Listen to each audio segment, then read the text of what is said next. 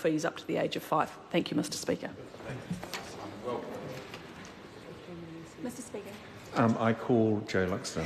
Mr Speaker, thanks for the opportunity to rise and take a call or a short call on this member's bill. KiwiSaver foster parents opting in for children in their care amendment bill under the name of Hamish Walker, and I too want to congratulate Hamish Walker on having his bill drawn out of the ballot.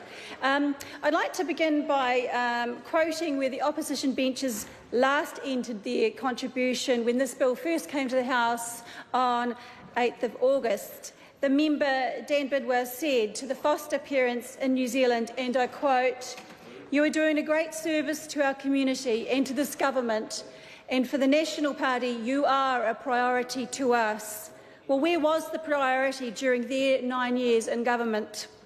This bill is a good idea, despite a few reservations, but is this their definition of priority?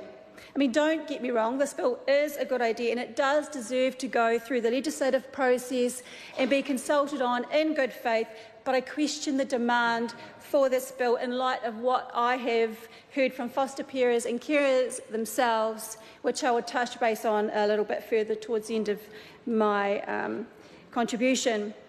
In essence, this bill will make it possible for any foster parent or kin carer who has the proof of their foster responsibility to approach a KiwiSaver provider to open an account for a foster child in their care. And on that basis, and in principle, this side of the House will support through to the Select Committee, albeit with some reservations. And there's no denying the importance of KiwiSaver, not only as being vital to the financial health of New Zealanders, but also to society. And it's equally important to ensure as many Kiwis as possible have access to it, regardless of what one has had to go through. And I absolutely take my hat off to families and carers that open their arms and their homes to foster child or children. I believe they've done so with the intention of providing love, care, stability and support, and an opportunity to set them up for life going forward.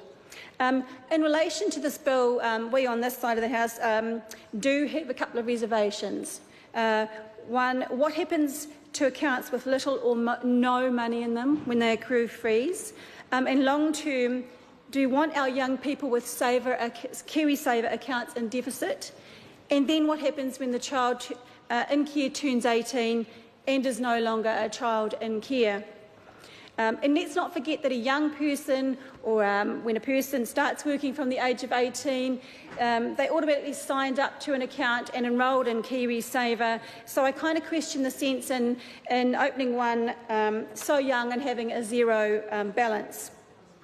And it's these questions and reservations such as these that I'm hoping that the Select Committee process will be able to provide some answers for.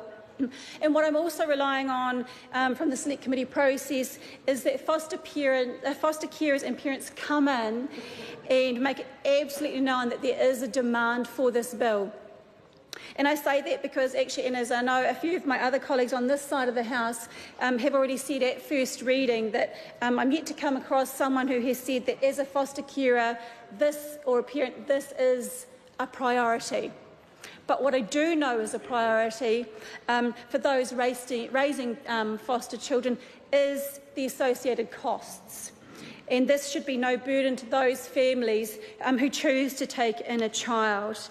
And 3 years ago, Minister Martin put forward a member's bill on the issue, the Social Security Clothing Allowance for Orphans and Unsupported Children Amendment Act 2015. And again, this year the government provided $104.9 million of new funding over the next 4 years to provide a clothing allowance for those on an orphan's benefit or unsupported child's benefit. And I worry that the member and the opposition have perhaps somewhat missed the boat with their focus on children in state care. And we currently have 6,000 children in state care, and 60% of those children are in fact Māori. And that's really, really alarming. But, Mr Speaker, I acknowledge and appreciate that this bill is well-intentioned, but we do have some reservations on this side of the House, but I do commend this bill to the House. Speaker. I call Hamish Walker, 5 minutes in reply. Mr Speaker,